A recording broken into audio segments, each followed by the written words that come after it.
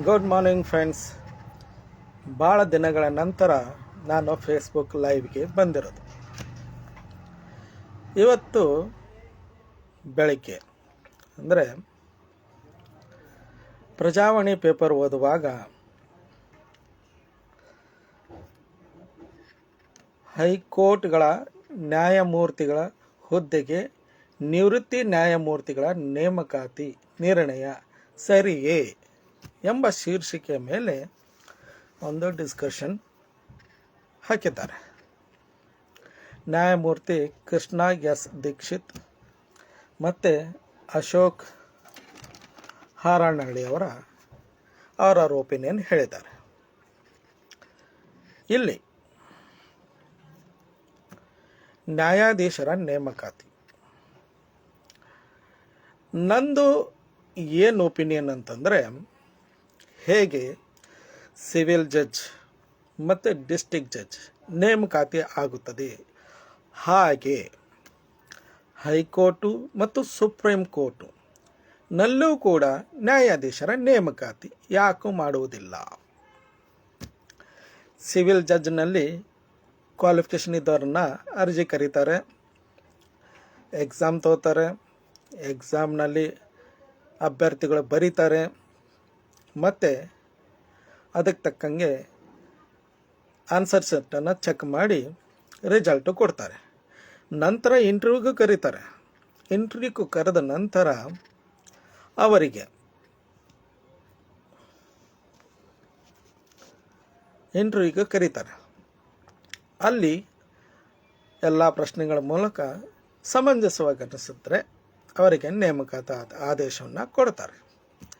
ಅದೇ ರೀತಿ ಹೈಕೋರ್ಟ್ಗಳಲ್ಲಿ ಯಾಕೆ ಮಾಡುವುದಿಲ್ಲ, ಸುಪ್ರೀಂ ಕೋರ್ಟ್ಗಳಲ್ಲಿ ಯಾಕೆ ಮಾಡುವುದಿಲ್ಲ? ಡಿಸ್ಟ್ರಿಕ್ಟ್ ಜಡ್ಜ್ನಿಂದ ಹೈಕೋರ್ಟಿಗೆ ಬಂದರೆ ಓಕೆ, ಯಾಕಂದರೆ ಆಲ್ರೆಡಿ ಡಿಸ್ಟ್ರಿಕ್ಟ್ ಜಡ್ಜ್ನಲ್ಲಿ ಅವರು ಎಕ್ಸಾಮ್ ಕಟ್ಟಿರ್ತಾರೆ. ಎಕ್ಸಾಮ್ನಲ್ಲಿ ಕೇಳಿರ್ತಕ್ಕಂಥ ಪ್ರಶ್ನೆಗಳಿಗೆ ಅವರು ಉತ್ತರಗಳನ್ನು ಕೂಡ ಬರೆದಿರ್ತಾರೆ, ಅವರು ಸ್ಟಡಿ ಮಾಡಿರ್ತಾರೆ ಪರ್ಫೆಕ್ಟಾಗಿ.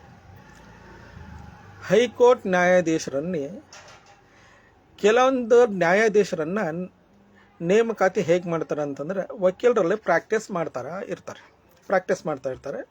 ಅವ್ರದ್ದು ಪ್ರಾಕ್ಟೀಸ್ ಚೆನ್ನಾಗಿದೆ ಅಂತನೋ ಕಾರಣಕ್ಕೋಸ್ಕರ ಅವರನ್ನು ಆಯ್ಕೆ ಮಾಡಿ ಅವರನ್ನು ರೆಫರೆನ್ಸಾಗಿ ಕಳಿಸ್ತಾರೆ.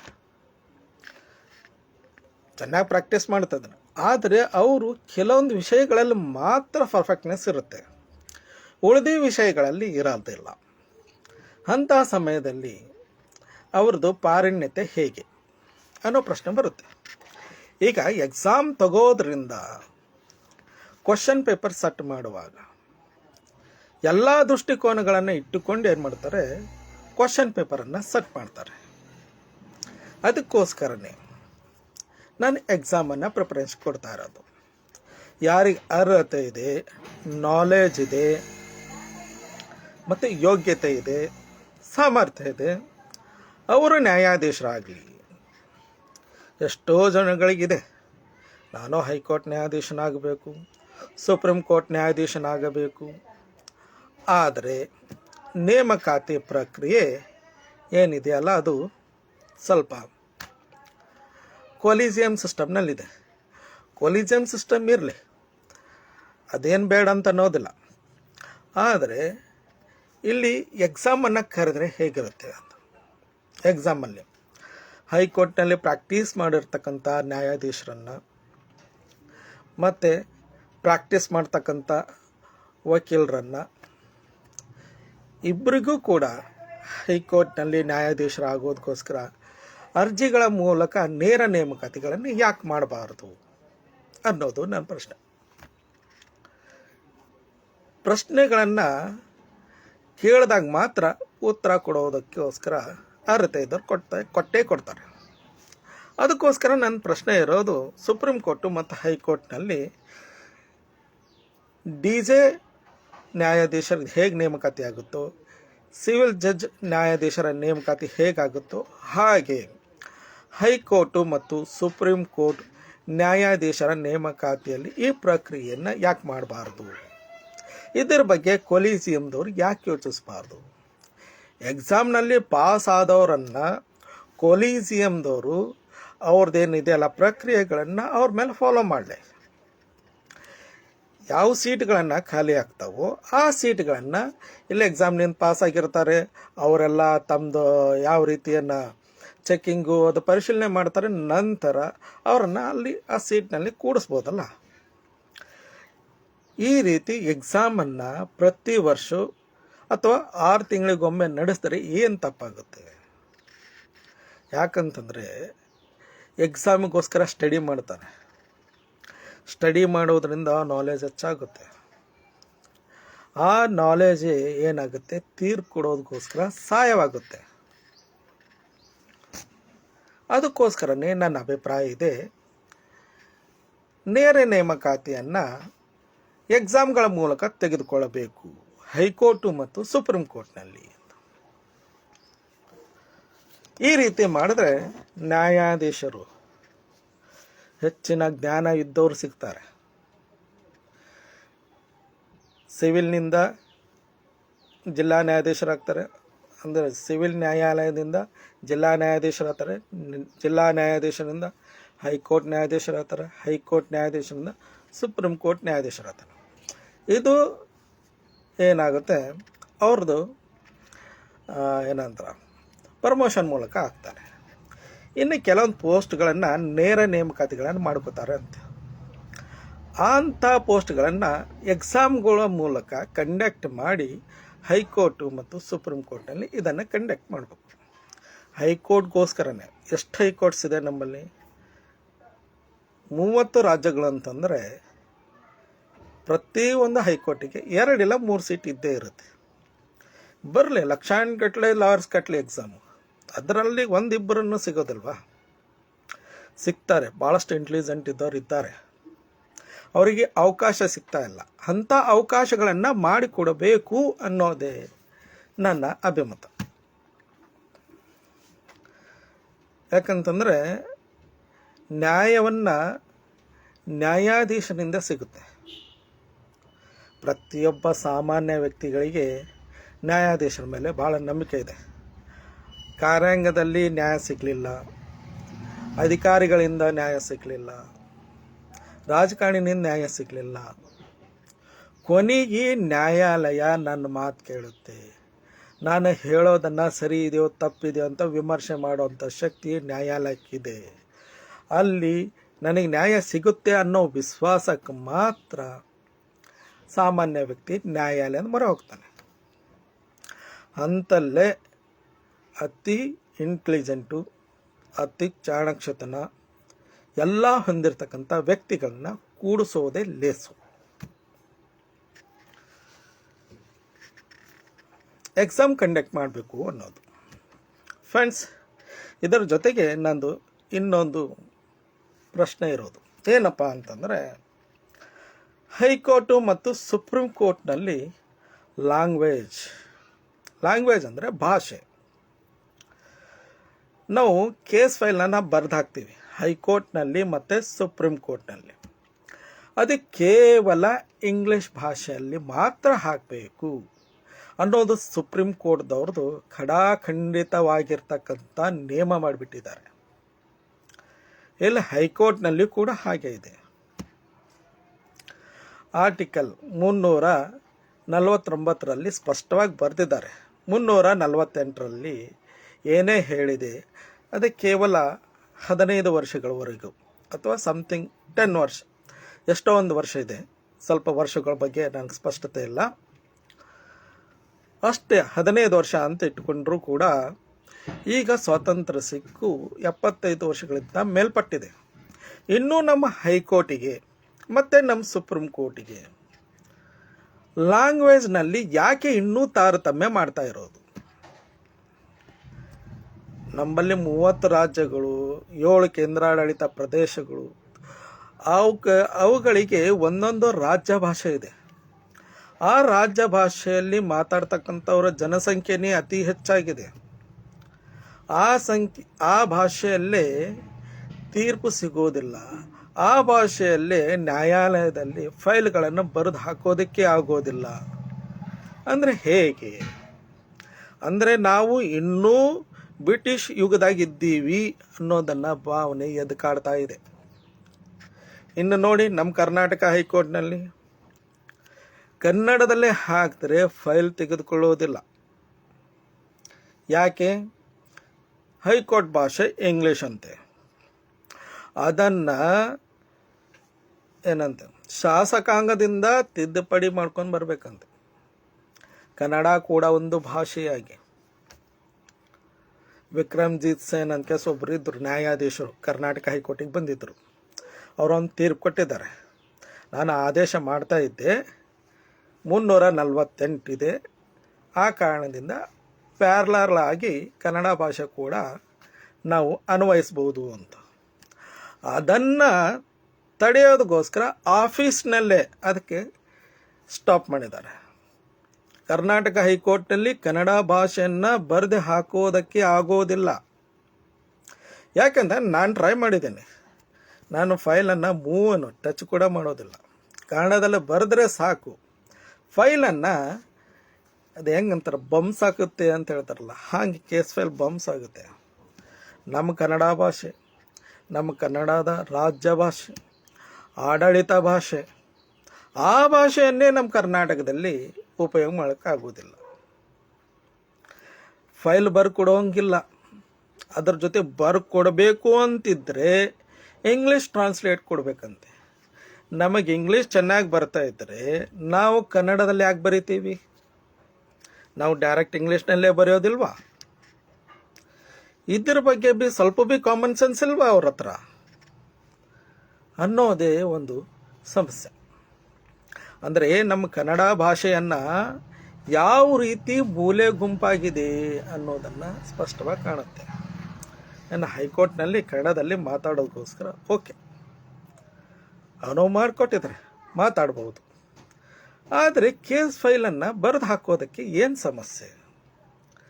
ಈಗ ಆಲ್ರೆಡಿ ಹೈಕೋರ್ಟ್ನಲ್ಲಿ ಜಜ್ಮೆಂಟ್ಸ್ಗಳನ್ನು ಕನ್ನಡದಲ್ಲಿ ಟ್ರಾನ್ಸ್ಲೇಟ್ ಕೂಡ ಮಾಡಿ ಬಿಟ್ಟಿದ್ದಾರೆ. ಅದರಲ್ಲಿ ಕೆಳಗಡೆ ಬರೆದಿದ್ದಾರೆ. ಅದನ್ನು ತೀರ್ಪಿನ ಪ್ರತಿ ಅಂತ ಪರಿಗಣಿಸೋದಿಲ್ಲ ಅಂತ ಸಮಥಿಂಗ್ ಏನೋ ಬರೆದಿದ್ದಾರೆ ಅಲ್ಲಿ. ಇಂಗ್ಲೀಷ್ ಪ್ರತಿನೇ ಪರ್ಫೆಕ್ಟ್ ಪ್ರತಿ ಅಂತ. ಅಂದರೆ ನಮ್ಮ ಕನ್ನಡ ಭಾಷೆ ಇದ್ದೂ ಇಲ್ಲಾರ್ದಂಗೆ ಆಯಿತು. ಕರ್ನಾಟಕದಲ್ಲೇ ಅನಾಥ. ಏನು ಬೇರೆ ಸ್ಟೇಟಿಗೆ ಹೋದ್ರೆ ಕೇಳ್ತೀರಾ, ನಮ್ಮ ಭಾಷೆ ಮಾತಾಡೋದಕ್ಕೆ ಅವಕಾಶನೇ ಇಲ್ಲ. ಕರ್ನಾಟಕದಲ್ಲೇ ಕನ್ನಡವನ್ನು ಮಾತಾಡೋದಕ್ಕೆ ಅವಕಾಶ ಕೊಡದೇ ಇರತಕ್ಕಂಥ ಸ್ಥಾನ ಒಂದೇ ಒಂದು ಅಂತಂದರೆ ಕರ್ನಾಟಕ ಹೈಕೋರ್ಟ್. ನೀನು ಬರೆದು ಕೊಡೋ ಹಾಗಿಲ್ಲ. ಕೊಡಬೇಕಾಗಿತ್ತಪ್ಪ ಅಂದರೆ ಇಂಗ್ಲೀಷ್ ಟ್ರಾನ್ಸ್ಲೇಷನ್ ನೀವು ಕೊಡಲೇಬೇಕು. ಇಲ್ಲ ಅಂದರೆ ಫೈಲ್ ತಗೋದಿಲ್ಲ, ವಾಪಸ್ ಹೋಗಿ. ಈ ರೀತಿ ಅಂದರೆ ಕನ್ನಡದಲ್ಲಿ LLB ಮಾಡಿ ಪಾಸಾಗಿ ಪ್ರಾಕ್ಟೀಸ್ಗೆ ಬಂದರೆ, ಹೈಕೋರ್ಟ್ನಲ್ಲಿ ಪ್ರಾಕ್ಟೀಸ್ ಮಾಡಬೇಕಂತಂದರೆ ನಮ್ಮ ಉದ್ಯೋಗ ಮಾಡುವ ಸ್ವಾತಂತ್ರ್ಯ ಏನಾಯಿತು? ಅದು ನಮ್ಮ ಮೂಲಭೂತ ಹಕ್ಕು. ನಮ್ಮ ಹಕ್ಕನ್ನು ಕರ್ನಾಟಕ ಹೈಕೋರ್ಟಿಗೆ ಕಿತ್ಕೊಳ್ಲಿಲ್ವಾ? ನಾವು ಕನ್ನಡದಲ್ಲಿ ಫೈಲ್ ಬರೆದು ಹಾಕೋದಕ್ಕೆ ಆಗೋದಿಲ್ಲ ಅಂತಂದರೆ ನಮ್ಮ ಹಕ್ಕನ್ನು ಸ್ವತಃ ಹೈಕೋರ್ಟಿಗೆ ಕಿತ್ಕೊತು. ಇನ್ನು ಅವರು ನ್ಯಾಯ ಕೊಡ್ತಾರ ಅಂತ ಭರೋಸೆ ಹೇಗೆ ಮಾಡುತ್ತೀರಾ? ಇದು ನನ್ನ ಪ್ರಶ್ನೆ. ನನ್ನ ಭಾಷೆಯಲ್ಲಿ ನಾನು ಬರೆದು ಹಾಕೋದಕ್ಕೆ ಹೈಕೋರ್ಟ್ನಲ್ಲಿ ಇಲ್ಲ, ಅವಕಾಶನೇ ಇಲ್ಲ. ನೀನು ಟ್ರಾನ್ಸ್ಲೇಷನ್ ಆಗಬೇಕು ಅಂದರೆ ನಮ್ಮ ಕನ್ನಡ ಅನ್ನೋದು ಅನ್ಟಚಬಿಲಿಟಿ ಆಗಿಬಿಟ್ಟಿದೆ. ಯಾಕೆ? ಇನ್ನು ಸುಪ್ರೀಂ ಕೋರ್ಟ್ನಲ್ಲಿ ಏನು ಹೇಳ್ತೀರಾ? ಹಿಂದಿಯಲ್ಲಿ ಮಾತಾಡೋದಕ್ಕೋಸ್ಕರ ಅವಕಾಶ ಇಲ್ಲ, ಇತರ ಭಾಷೆ ಬಿಟ್ಬಿಡಿ.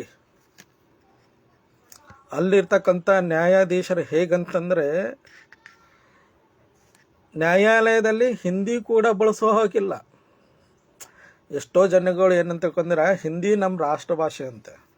ಹಿಂದಿ ರಾಷ್ಟ್ರ ಭಾಷೆ ಅಲ್ಲ, ಆದರೂ ಅತಿ ಹೆಚ್ಚು ಜನಗಳು ಮಾತಾಡ್ಬೋದು ಹಿಂದಿ.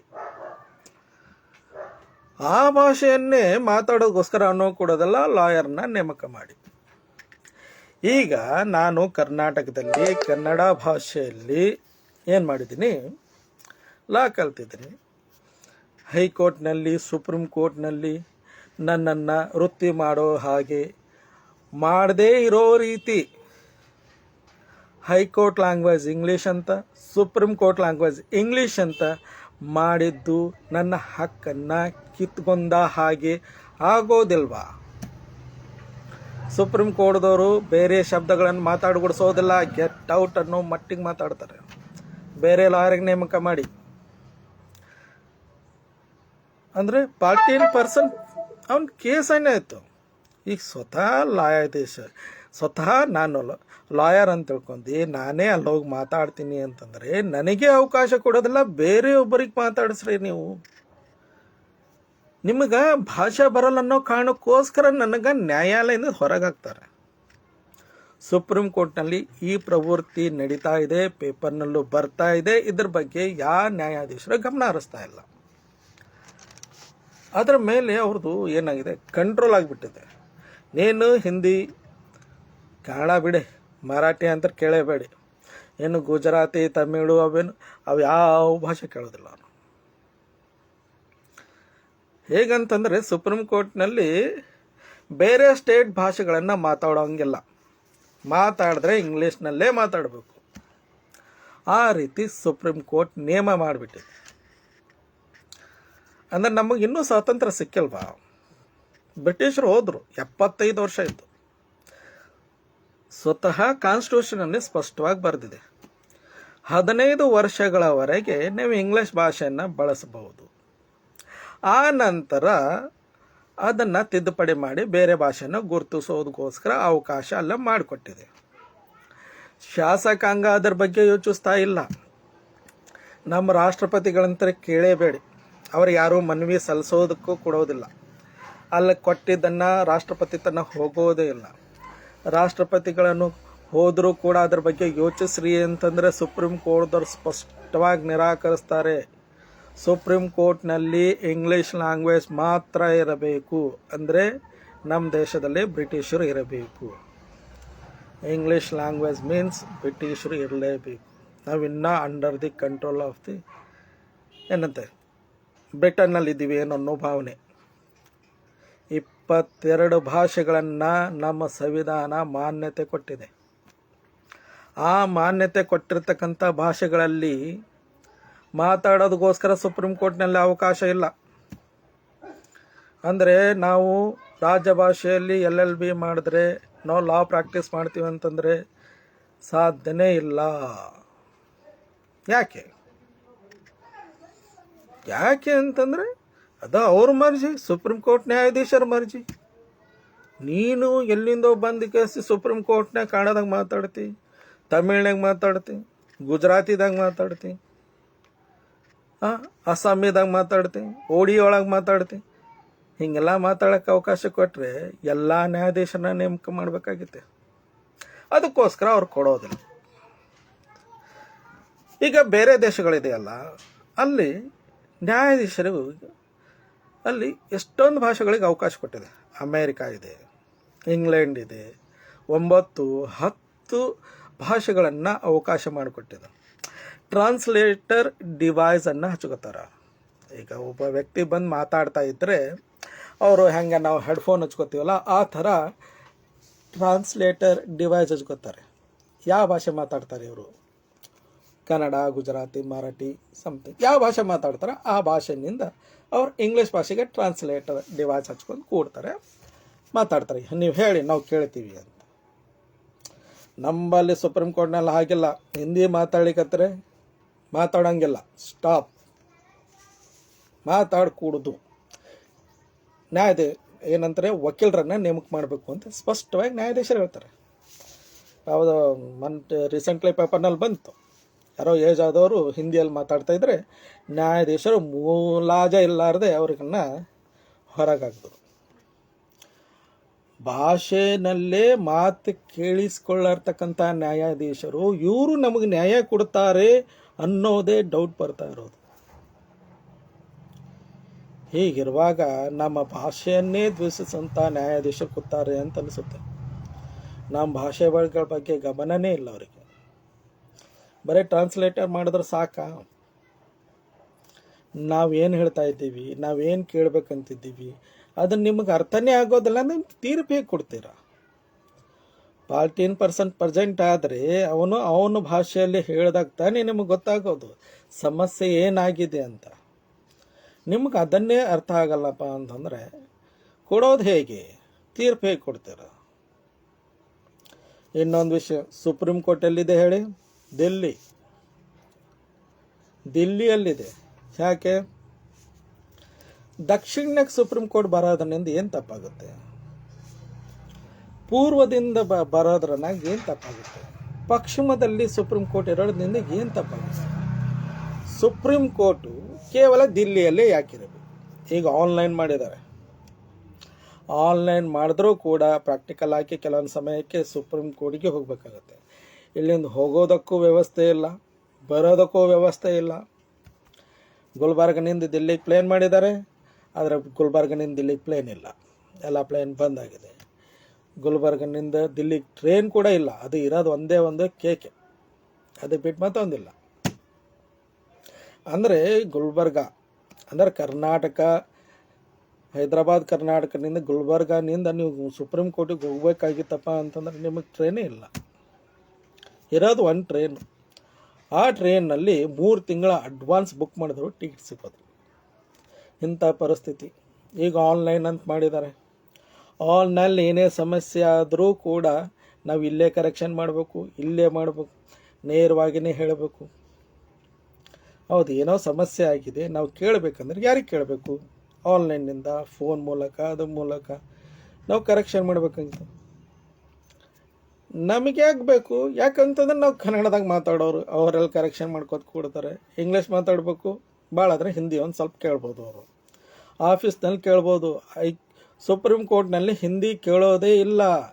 ಹಿಂದಿ ಭಾಷೆ ಆಗಲಿ, ಕನ್ನಡ ಭಾಷೆ ಆಗಲಿ, ಏನು ನಮ್ಮ ಸಂವಿಧಾನ 22 ಭಾಷೆಗಳಿಗೆ ಮಾನ್ಯತೆ ಕೊಟ್ಟಿದೆ, ಆ ಮಾನ್ಯತೆ ಕೊಟ್ಟಿರ್ತಕ್ಕಂಥ ಭಾಷೆಯಲ್ಲಿ ಸುಪ್ರೀಂ ಕೋರ್ಟ್ನಲ್ಲಿ ವಾದ ಮಾಡೋಂಗಿಲ್ಲ, ಬರ್ದು ಹಾಕೋಂಗಿಲ್ಲ. ಇದನ್ನು ಸಾರಾಸಗಟವಾಗಿ ತಿರಸ್ಕರಿಸಿದ್ದಾರೆ ಅವರು. ನಮ್ಮ ಕರ್ನಾಟಕ ರಾಜ್ಯ, ತಮಿಳುನಾಡು ಮತ್ತು ತೆಲಂಗಾಣ ಇವರೆಲ್ಲರೂ, ಛತ್ತೀಸ್ಗಢ ಮತ್ತು ಗುಜರಾತವರು ಪ್ರತಿಯೊಬ್ಬರು ಕೇಳಿದ್ದಾರೆ. ನಮ್ಮಲ್ಲಿ ಹೈಕೋರ್ಟ್ ಇದೆ, ಹೈಕೋರ್ಟ್ನಲ್ಲಿ ಸ್ಟೇಟ್ ಲ್ಯಾಂಗ್ವೇಜ್ಗೋಸ್ಕರ ಅನುಮತಿ ಕೊಡಿ ಕೊಡಿ ಕೊಡಿ.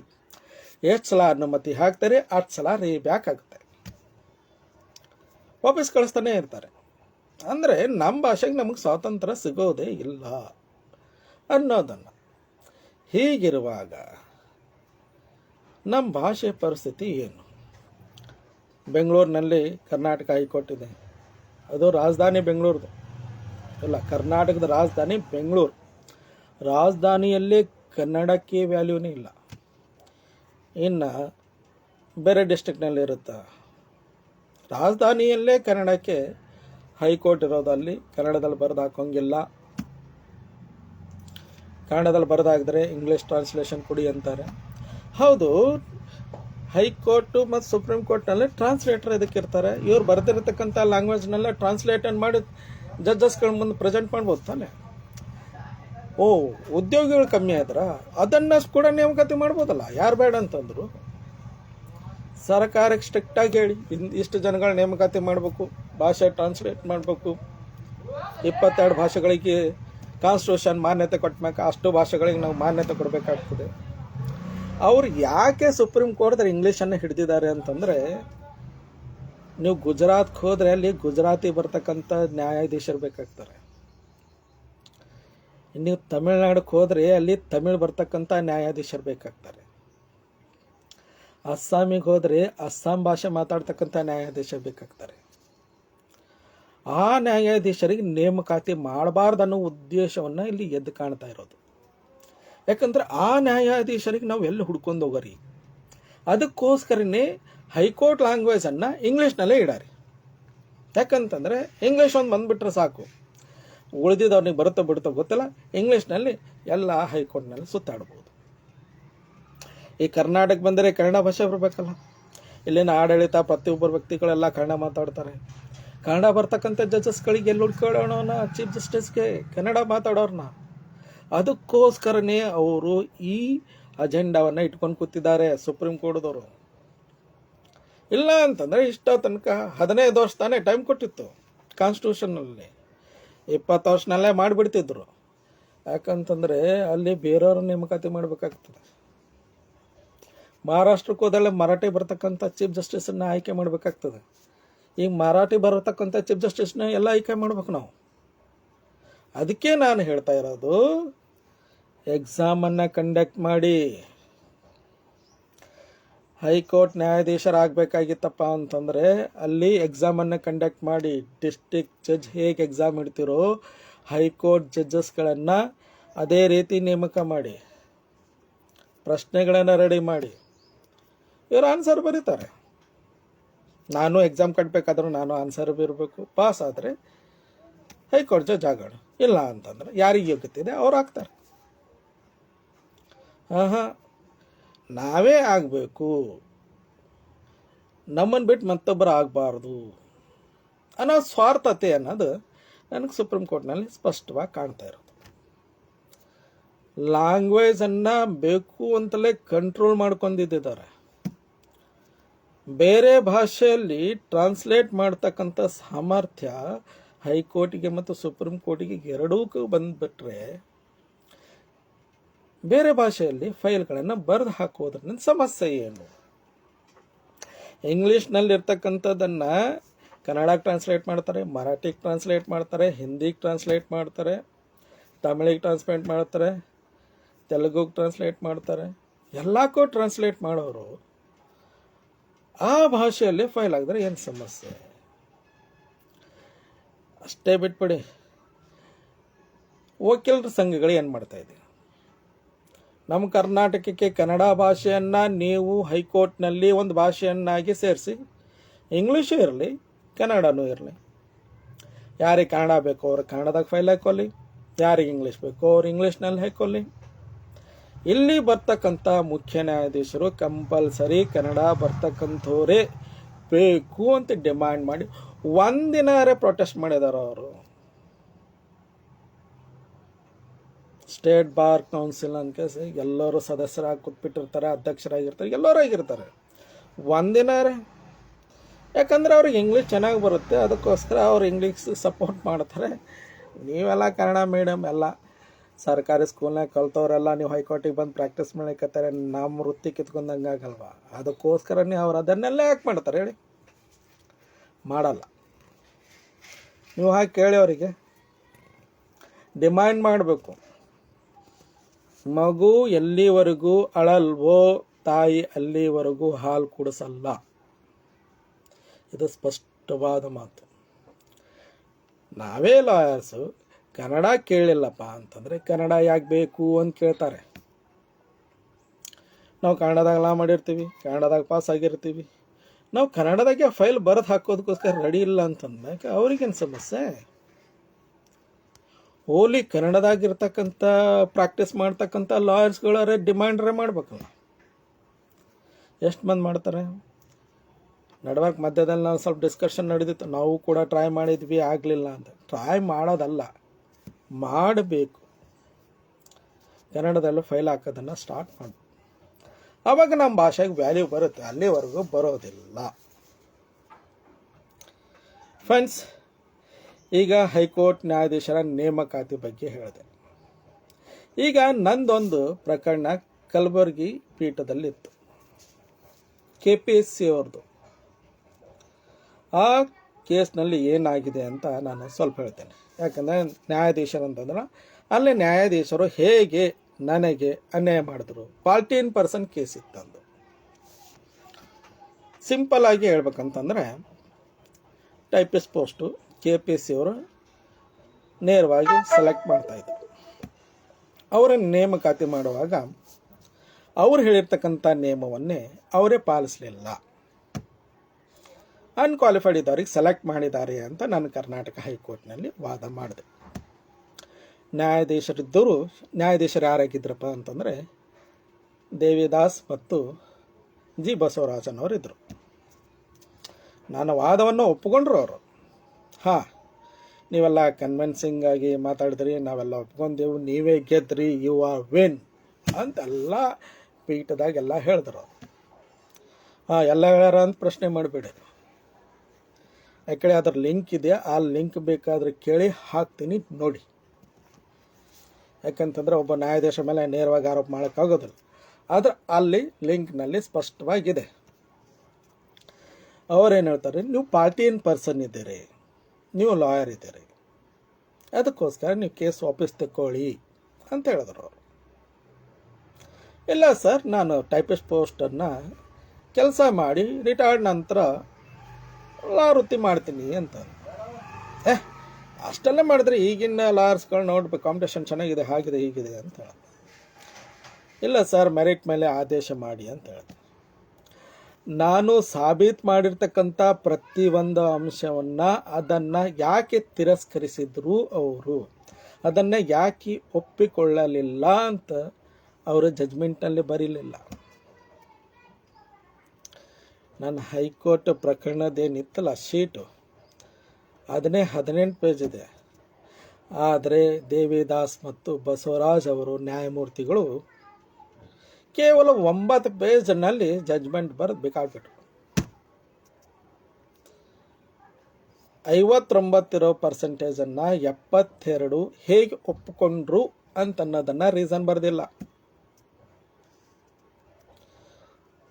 ನಾನು ಅನ್ಕ್ವಾಲಿಫೈಡ್ ಬಗ್ಗೆನೇ ನಾನು ಕೇಸ್ ಫೈಲ್ ಮಾಡಿದ್ದೆ.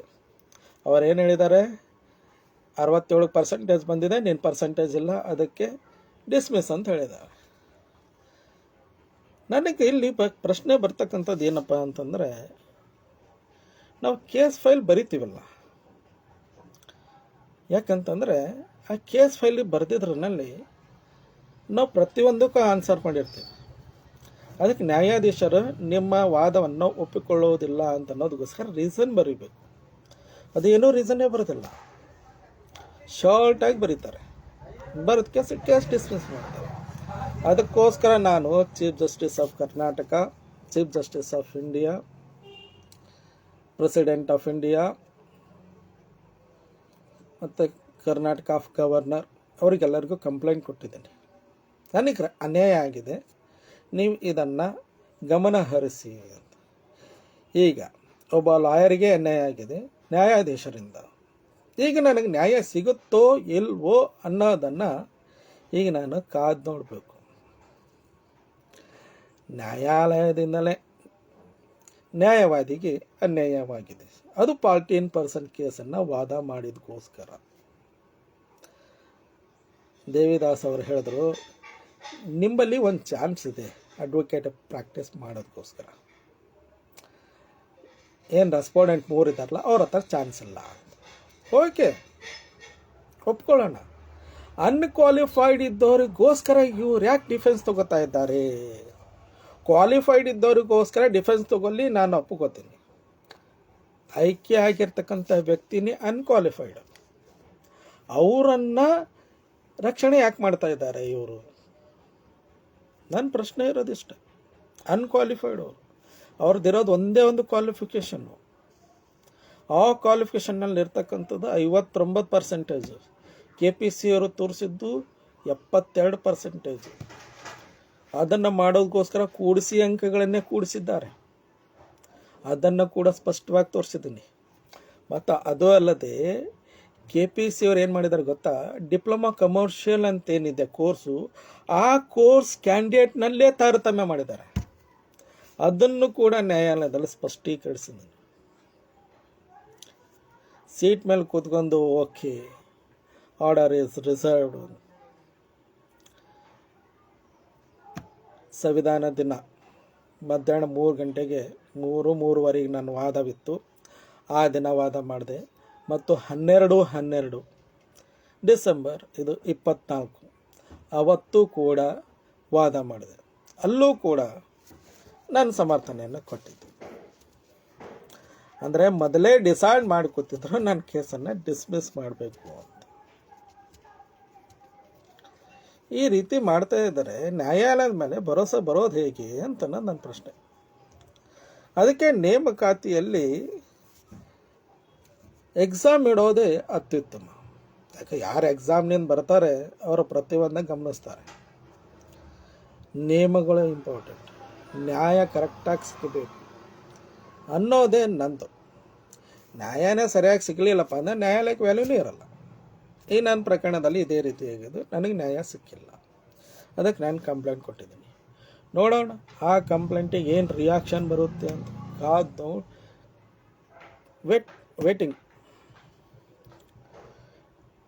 ನಮ್ಮ ನ್ಯಾಯಾಲಯವನ್ನು ಸ್ವಲ್ಪ ಶುದ್ಧೀಕರಣ ಮಾಡಬೇಕು. ಹೈಕೋರ್ಟ್ ಆಗಲಿ ಸುಪ್ರೀಂ ಕೋರ್ಟ್ ಆಗಲಿ ಭಾಷೆ ಮತ್ತು ನೇಮಕಾತಿ ಇವೆರಡೂ ಶುದ್ಧ ಆಯ್ತಪ್ಪ ಅಂತಂದರೆ ಫಾಸ್ಟಾಗಿ ತ್ವರಿತವಾಗಿ ನ್ಯಾಯ ಆಗ್ತದೆ. ಯಾಕಂತಂದರೆ ಎಲ್ಲ ಪೇಪರ್ಸ್ಗಳೆಲ್ಲ ಕರ್ನಾಟಕದಲ್ಲಿ ಕನ್ನಡದಲ್ಲೇ ಇರುತ್ತೆ, ಅದನ್ನೆಲ್ಲ ಟ್ರಾನ್ಸ್ಲೇಟ್ ಮಾಡಿ ನ್ಯಾಯಾಧೀಶರಿಗೆ ಕೊಡೋದಲ್ಲ, ಅದು ಭಾಳ ಟೈಮ್ ಕನ್ಸ್ಯೂಮ್ ಆಗ್ತದೆ. ಕನ್ನಡ ಬರ್ತಕ್ಕಂಥ ನ್ಯಾಯಾಧೀಶರೇ ಬಂದಿದ್ದರೆ ಅದನ್ನು ಓದಿ ಫಾಸ್ಟಾಗಿ ಜಜ್ಮೆಂಟ್ ಕೊಡ್ತಾರೆ. ಇಲ್ಲಾಂದ್ರೆ ಟ್ರಾನ್ಸ್ಲೇಟರಿಗೋಸ್ಕರನೇ ಏನಾಗುತ್ತೆ, ಟೈಮ್ ಕೊಡಬೇಕಾಗತ್ತೆ. ಅಲ್ಲಿ ಟೈಮ್ ಕನ್ಸ್ಯೂಮ್ ಆಗಲ್ವಾ, 1 ವಾರ, 15 ದಿನ, 1 ತಿಂಗಳು.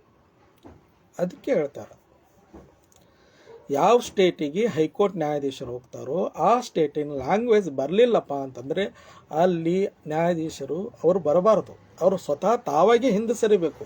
ಕೆಲವೊಂದು ಪ್ರಕರಣದಲ್ಲಿ ಹೈಕೋರ್ಟ್ ನ್ಯಾಯಾಧೀಶರು ಸುಪ್ರೀಂ ಕೋರ್ಟ್ ನ್ಯಾಯಾಧೀಶರು ಕೇಸ್ನಿಂದ ಹಿಂದೆ ಸರಿತಾರೆ.